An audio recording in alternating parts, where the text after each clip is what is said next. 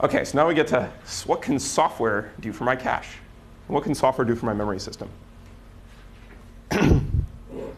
Well, surprisingly a lot. And compiler people actually do spend a fair amount of time thinking about this.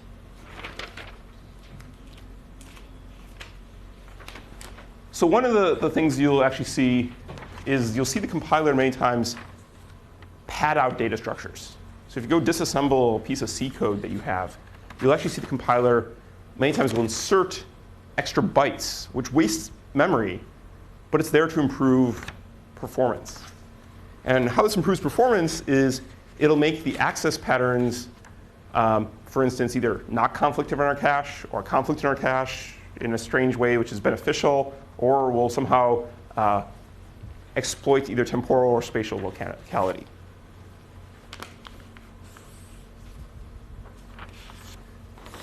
So you can do lots of tricks here to either improve spatial or temporal locality.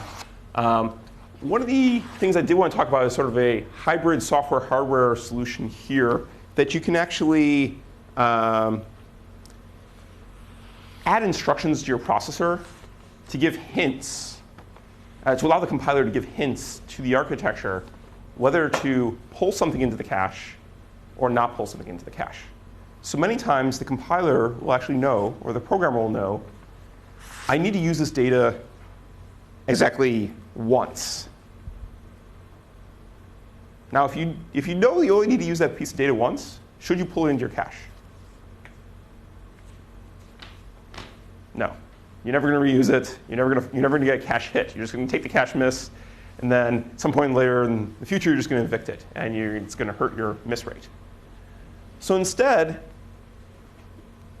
there's been an introduction, actually, of sometimes people call this non-temporal hints or no allocate bits. So one way this actually works out sometimes is certain pages in our memory system are marked as being non-temporal, and it won't be cacheable. You can do this on x86. Actually, there's non-cacheable bits in the page tables, for instance. A finer grained way of doing this is actually having special load instructions or special store instructions, which say, do not ever bring this into my cache, or do not pollute my cache with this data, because I never intend to go read this again. And lots of architectures have started to include this now as an optimization. Another fun thing you can do is if the compiler or the software system or the programmer knows that you're never going to use the data again, why let it sit there and rot in your cache? Get it out.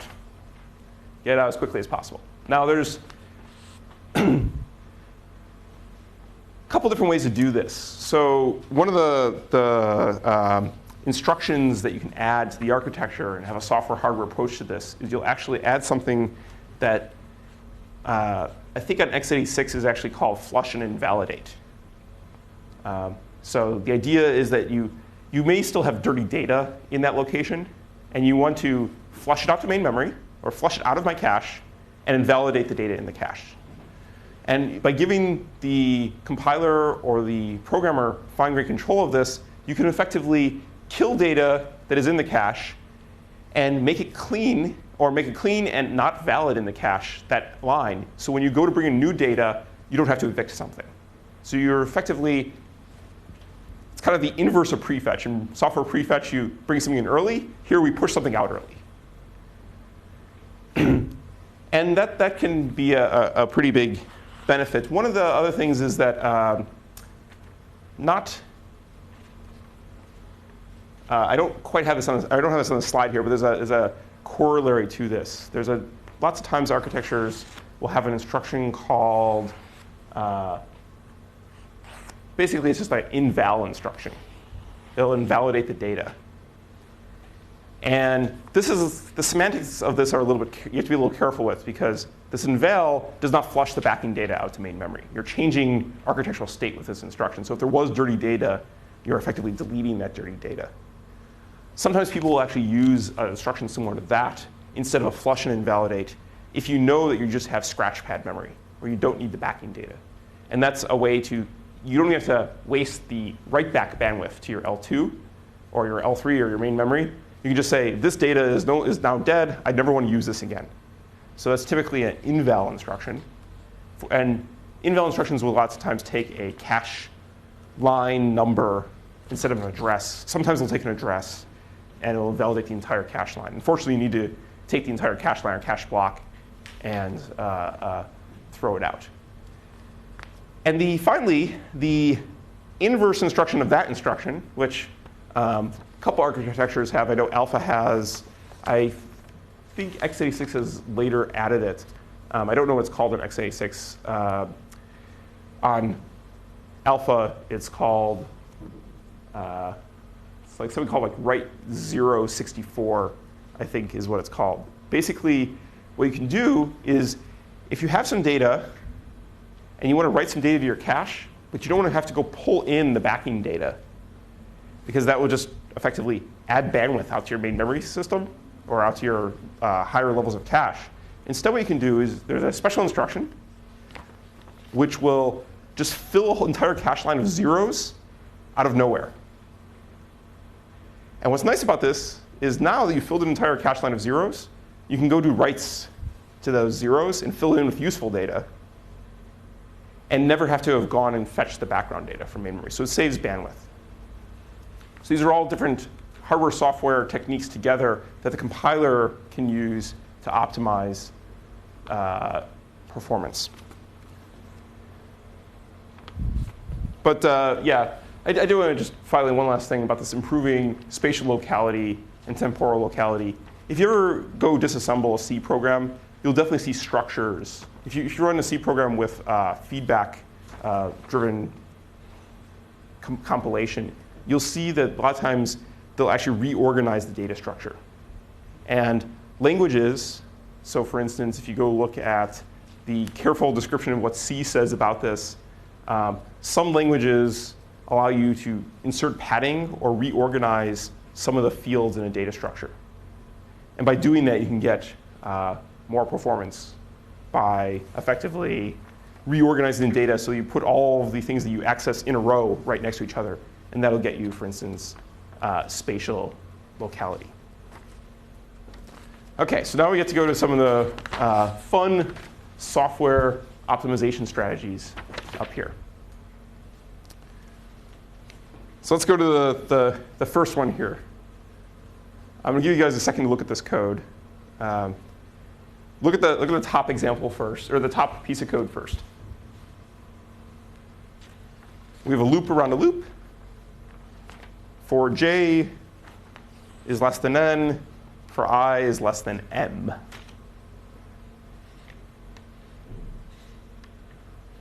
OK. So it's a doubly indexed array, x here. We're effectively striding through this array somehow. And we're multiplying every element in the array by 2. Seems basic enough. So one of the questions that comes along here is, in C, the default layout of x, it's a doubly indexed array. And we're walking by the higher index is the inner loop here.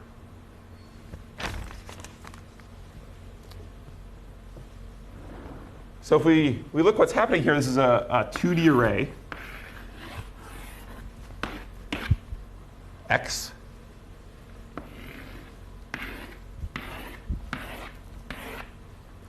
And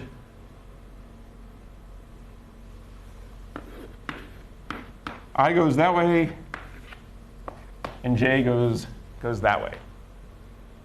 Now we're walking through this array by I. So we're going to walk down,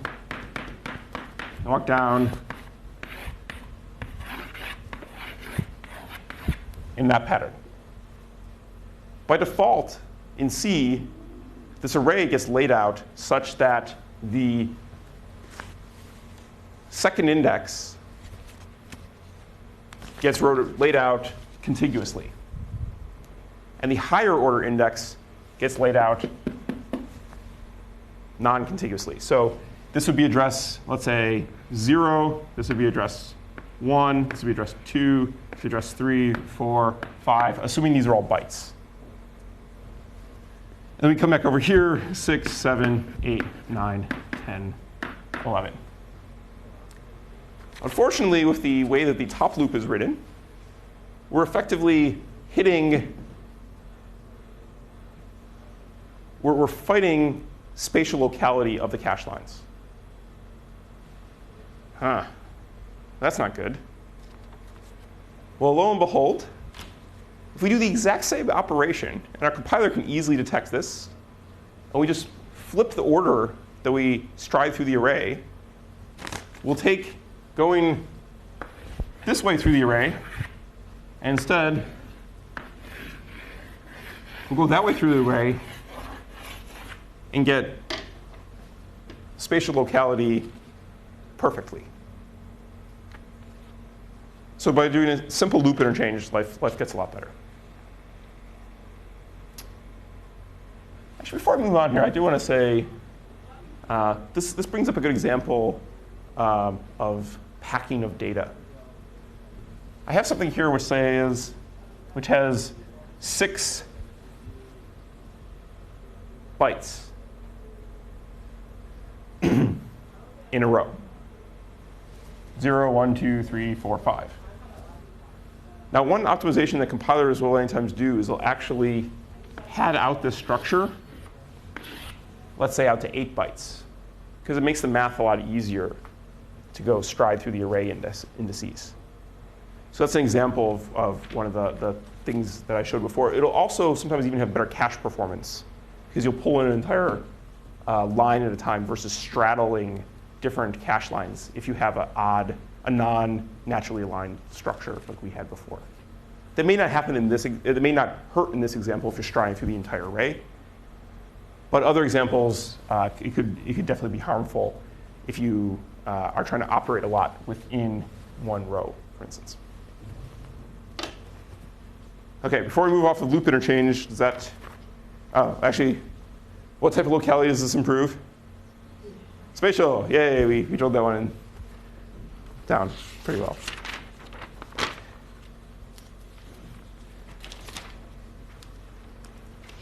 OK, so let's look at our next piece of code here. For I less than n, we multiply b of I times c of I and deposit it into a of I. And then the next loop, we do something very similar. We take c of I multiplied by a of I and deposit it into d of I. Well, you're going to say, how does this happen? This seems like a brain-dead way to write this piece of code. Yes and no. Maybe you do something in between here, between these two for loops. And it may not be readily apparent to everybody that you can actually do anything about this. Like, because you have some piece of code here which goes and reads, I don't know, all of A, for instance. Well, the compiler can recognize this and actually say, well, we just wrote this entire array. And now we go back and just read this entire array. And we read C before also. That's not very good. Because we're effectively, let's say these arrays are large. We're going to read in C an element of C, read an element of B, deposit an A. And we're basically going to stride through the cache. And all these 3 arrays are going to kick each other out. But by the time we get back to here, A of 0 is definitely not going to be in our cache. Maybe A of the last element will be in our cache, or A of n will be in our cache, or A of n minus 1 will be in our cache. But A of 0 is not going to be in our cache. So our compiler can think real hard about this and do what's called loop fusion and pull these statements apart, such that you take B of I times C of I, put it here, and then use that. You're probably actually going to do that in a temporary variable. You're probably not going to do that through main memory if you have A of I and A of I in statements right next to each other. But you still have to write A of I, we'll say, for program correctness. And you take A of I and C of I, multiply them times each other, and put them into D here. What's nice about this is you're actually going to bring in a cache line of B of I, bring in a cache line of C of I, do the multiplication. You're bringing in, well, you already have A of I because that's your destination, and you just have that in a variable. And then you can write it over into D of I and stride through all those cache lines together, and effectively you are not having to go refetch A of 0 multiple times. Instead, you've fetched it once. And what's also nice is you don't have to go refetch, let's say, C of I twice, or C of 0 twice. It's already there in your cache. OK, so question comes up here, what type of locality does this improve?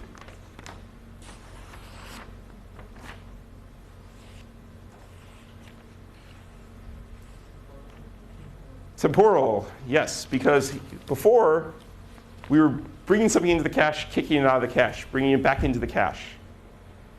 Both these actually exhibit decent spatial locality actually already, and we didn't really change the spatial locality of what's going on here. They're both striding through arrays spatially, but temporally, we don't have to kick we don't have to kick A and C out of the cache effectively twice, or we're bringing it into the cache twice.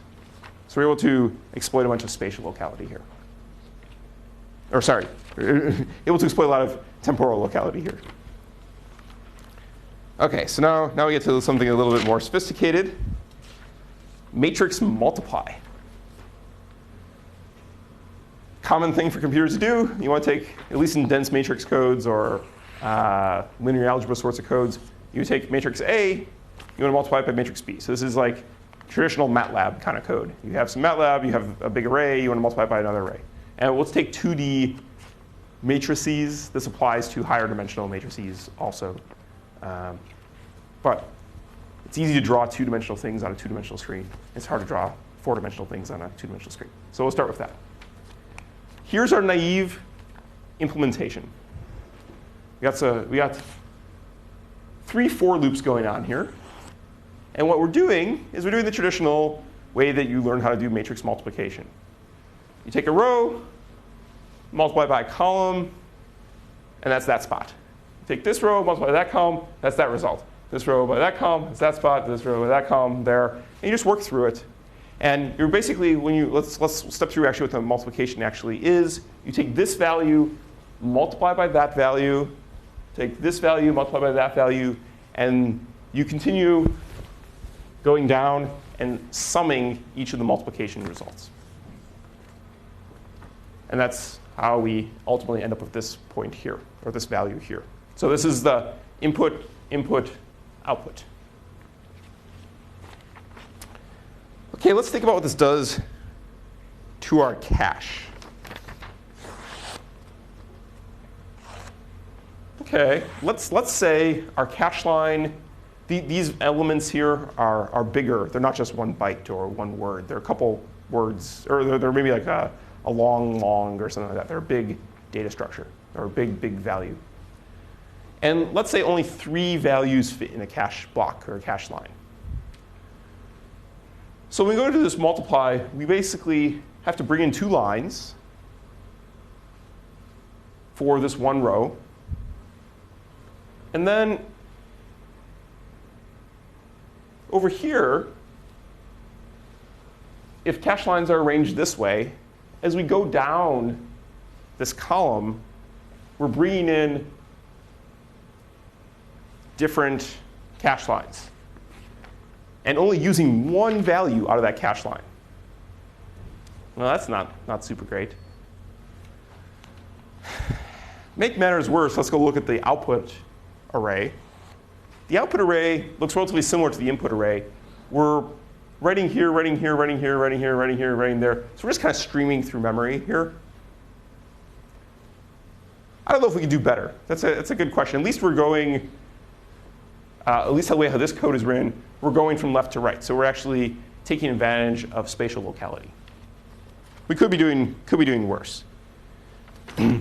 But just to recap here, this is pretty poor cache accesses. We're bringing many cache lines They're all going to fight each other, especially for large arrays. And over here, we're pulling in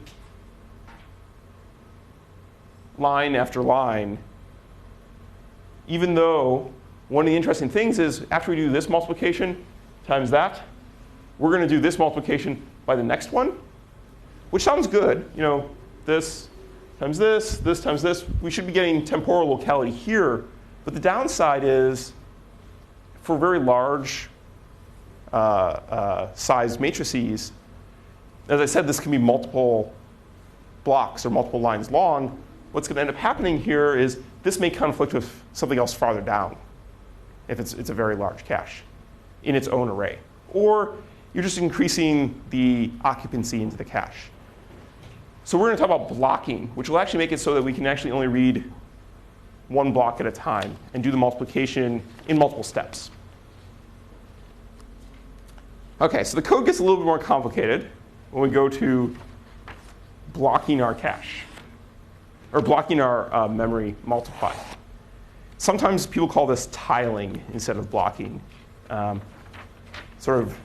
think tiling is traditionally sort of meant as a matrix multiplication specific term to a more general thing, which we'll call blocking. Code gets a little more complicated. But what we're going to do here is we're going to start off by here and multiply these three elements by these top three elements and deposit it into the result. Now, you might say to yourself, that's not the result that needs to go there. It's not. It's only half of the result that needs to go there, in fact. So you need to do something. You need to finish this multiplied by that and add what was here before with that new value. But the nice thing is addition is communicative, so we can reorder these steps. And in fact, what we're going to do is we're going to block or tile and have this block rotated, multiplied by that block, and deposit the results here.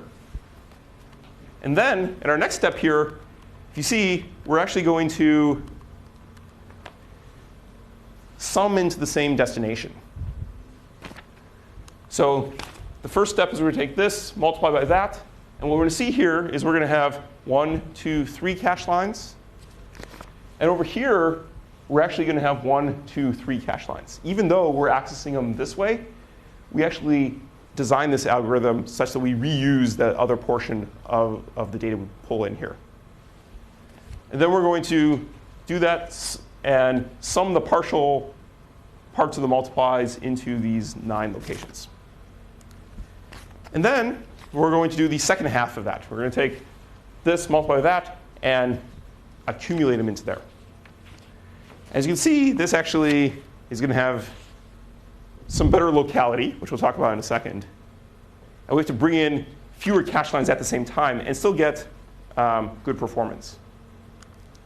OK, so let's look at the, if you want to compute this part over here, because we talked about in this example here, computing this entire result array. So how do we compute that part over there? Well, it's the same idea. You're going to take this, multiply by that, deposit it there, and then take this, rotate, multiply by that, and accumulate it into there.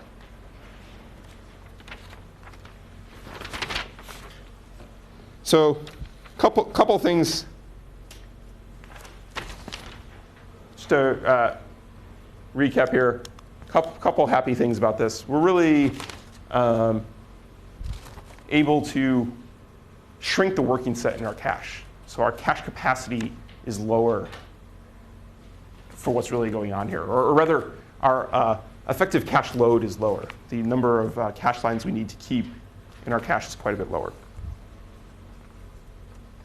We also can have better, so that's going to be temporal locality. Because we're basically going to have the data in our cache, and we're going to be working on the data in our cache. Now, we also end up with, if you look at the input array here, we're actually going to have better spatial locality.